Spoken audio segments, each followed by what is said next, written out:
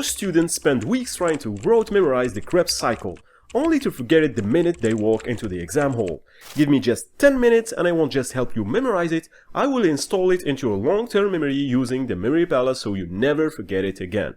See, your brain isn't bad at memory, it just doesn't store abstract information well. When you try to memorize the Krebs cycle, you are speaking the wrong language. Just imagine trying to memorize a paragraph written in Chinese when you don't speak Chinese. You can repeat the symbols again and again and again and again, but they never stick because they don't mean anything to you. And that's exactly what happened when you try to memorize the Krebs cycle as abstracts, names, and arrows. The memory palaces translate biochemistry into the brain's native language, space, images, and movements. Now, to memorize the Krebs cycle, we are going to be using a simple room. Now, I'll be using this one as an example. And because I have 10 steps in the process, I will identify 10 spots to store this information. I'm going to place these 10 steps around my living room in a clockwise circle, because the Krebs cycle is literally a circle.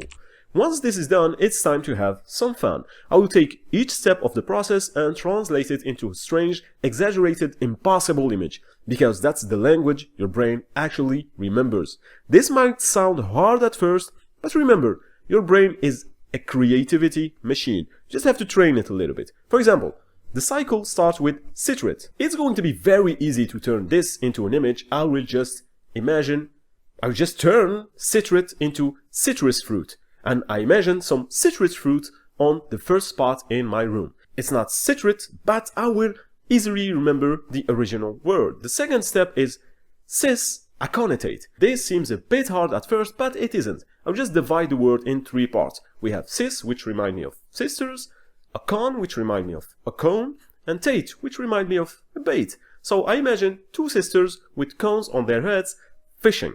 Cis-aconitate. Now, third step. Iso-citrate.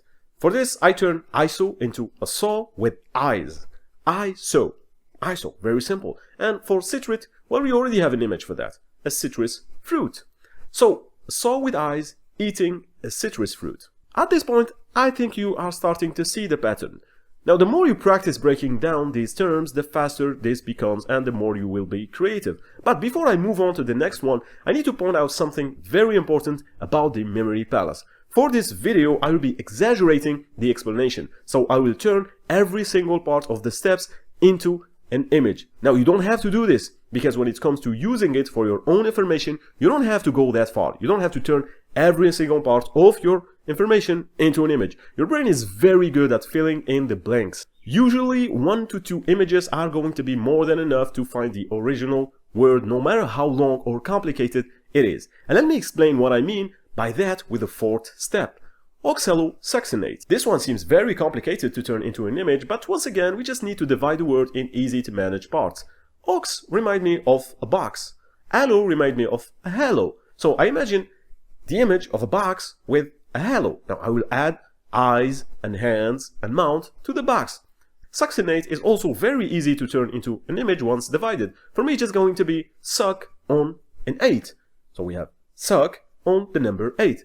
I end up with the image of a box with a halo on top and eyes and mouth sucking on the number 8. Very strange image, very memorable. But as I explained, I will not be using all those images when memorizing, because I don't need all those images. In fact, the image of a box, a straw, and the 8 will be enough to trigger the full word oxalosuccinate. Now, let's go to the 5th step, alpha-ketoglutarate. So alpha is easy to visualize. I would just imagine a giant alpha symbol.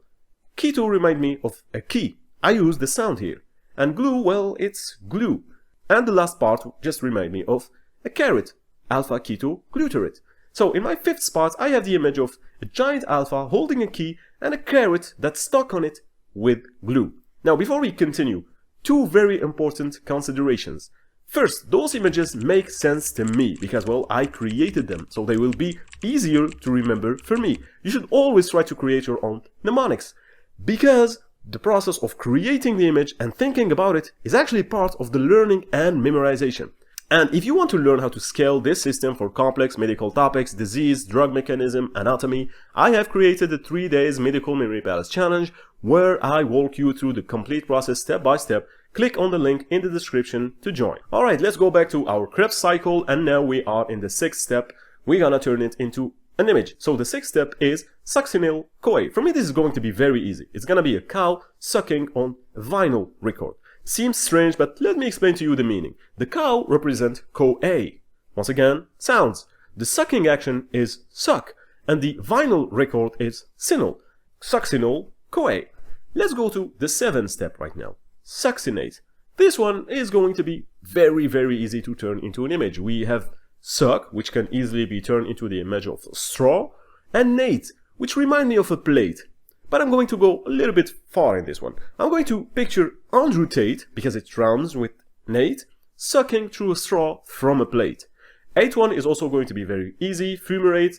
We're just going to imagine fumes and add it to the 8th object in our room. And now we have malate. This one is also very easy. I'm just going to imagine a mom looking at her watch because she is late. Malate. And finally we have oxaloacetate. For oxalo, we already have an image for that. It's the box with the halo. We keep in it. We're not going to create a new one. And for the second part, acetate, it just reminds me of a state. So I imagine a government capitol building that is being protected by the box. And there we have it. We just memorized the Krebs cycle using the memory palace method. But I know what you might be thinking. What about the cofactor, the energy yield, the CO2 release? Here is the strategy. First, memorize the sequence. That's your foundation. Then we are going to add one layer at a time. For example, the cofactor. For each step that uses NAD+, we can add the image of the tennis player Rafael Nadal, because he literally has the NAD in his name. We can imagine him collecting energy. For FAD, I will use Frodo. The products, when CO2 is released, you can add smokes rising.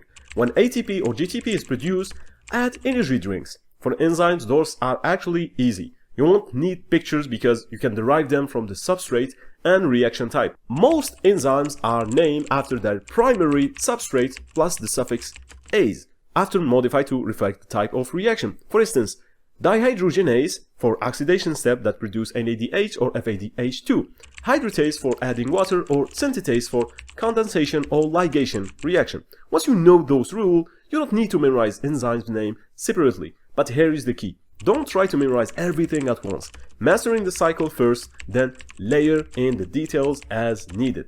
Alright, now it's your turn. Pause this video, close your eyes, and mentally walk through your own room.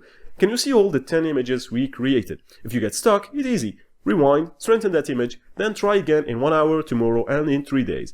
3 successful retrievals, and this is locked in for life. I know this seems like a complicated task, but believe me, it's not. In fact, it's a lot of fun, and I actually use this exact method to memorize 5 entire biology textbooks for my PhD. Thousands of pages of dense information, not just 10 steps. And if you want to see exactly how I memorized those 5 books, check out this video next.